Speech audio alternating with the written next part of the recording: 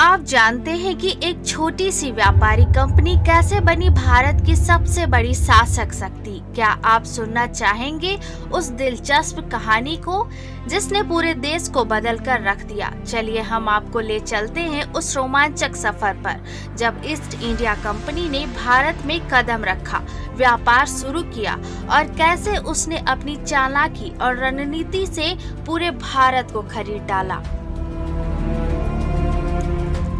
East India company को कौन नहीं जानता। यह कंपनी अपने व्यापार के करने के तरीके से बहुत विख्यात रही थी, पर इससे भी ज्यादा इसको तब जाना गया जब इसने भारत पर अपने कदम रखे। इस कंपनी ने भारत में बहुत लंबे समय तक अपनी मजबूती बनाए रखी और बाद में भारत को अपना गुलाम बना लिया। मुगलों पर जिस तरह से अपनी पकड़ को मजबूत करते हुए इसने भारत पर अपना विस्तार किया, उसे भुलाया नहीं जा सकता। अपने सफर में इसने वह समय भी देखा जब चारों तरफ सिर्फ उसका ही डंका बजता रहा था। इस कंपनी का भाग्य कह लीजिए या फिर इसकी अपनी मेहनत, पर इसने पूरे भारत पर कब्जा जमा लिया था। ऐसे में सिर्फ एक ही सवाल निकलता है कि ईस्ट इंडिया कंपनी आखिर भारत आई कैसे?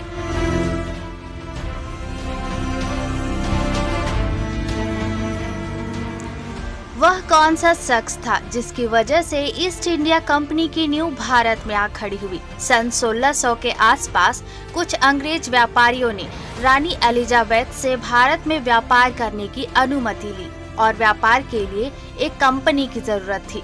इसलिए ईस्ट इंडिया नाम से एक कंपनी का निर्माण किया गया और पूरी तैयारी के साथ इंग्लैंड के व्यापारी 1608 में हेक्टर नाम के एक जहाज में सवार होकर भारत आ पहुँचे और इस जहाज के कप्तान का नाम था सर विलियम हॉकिंस।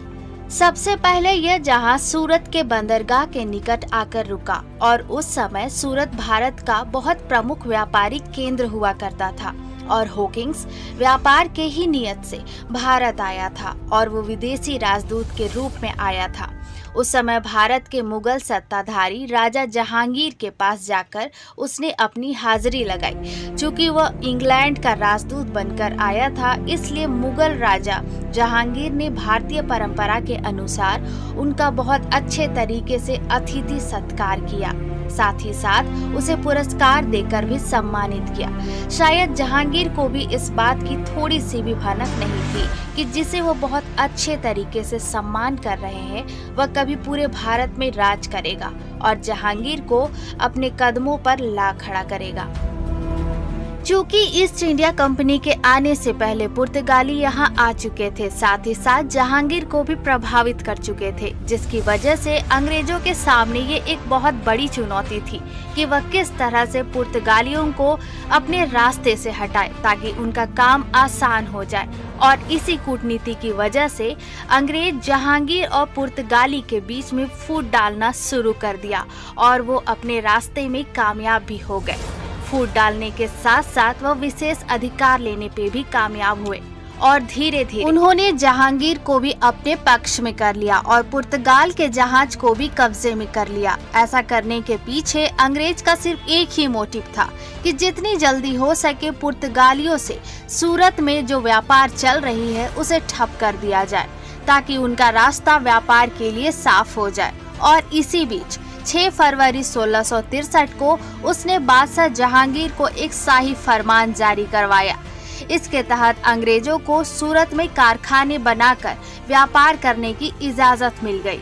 इसी के साथ जहांगीर ने यह इजाजत भी दे दी कि उनके राज दरबार में इंग्लैंड का ही एक राजदूत भी शामिल हो जाए, जिसके तहत सर थॉमस रो को 1615 ईस्वी में राजदूत बनाकर भारत लाया गया। सर थॉमस रो ने भारत पहुंचते ही अंदाजा लगा लिया कि पुर्तगाली उनके व्यापार करने में बहुत सारी दिक्कतें पैदा कर सकते हैं और यह इस बात पर सभी अंग्रेज अधिकारी जानते थे। शायद इसलिए थॉमस रो को भारत बुलाया गया था क्योंकि वह उनकी कूटनीति के लिए पूरे ब्रिटेन में मशहूर था। उसके बारे में कहा जाता था कि वह क्वीन एलिजाबेथ जो इंग्लैंड की महारानी थी उनके बहुत करीब हुआ करते थे।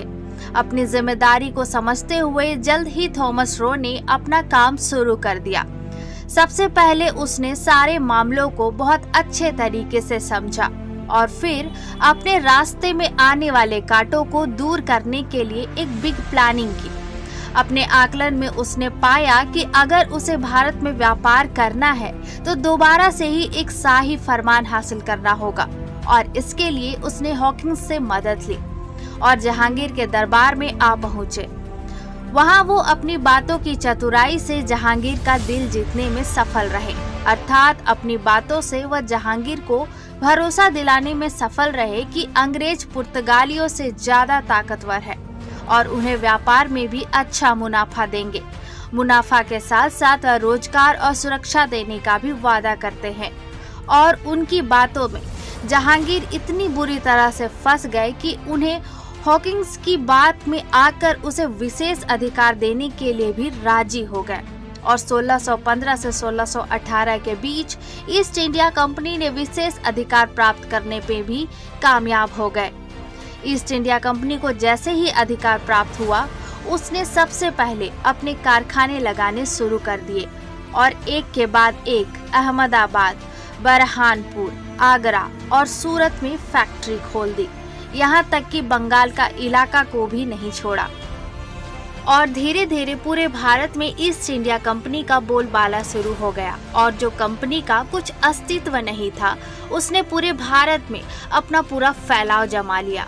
यह इतिहास गवाह है कि ईस्ट इंडिया कंपनी पूरे भारत में इतनी तेजी से अपने पांव पसारे कि कोई सोच भी नहीं सकता कि उसने एक छोटी सी पूंजी के साथ भारत में आकर व्यापार किया। और किसी ने ये तक भी नहीं सोचा था कि जिस कंपनी को जहांगीर एक छोटे से अधिकार देकर जो उनके हाथ लंबे किए थे, वह पूरे 200 सालों तक भारत पर राज कर लेगा।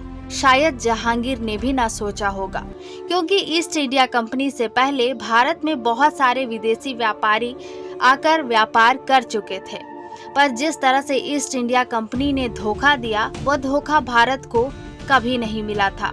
और आने वाले दिनों में अंग्रेजों ने भारत को इसी बीच पूरी तरह से अपना गुलाम बना लिया।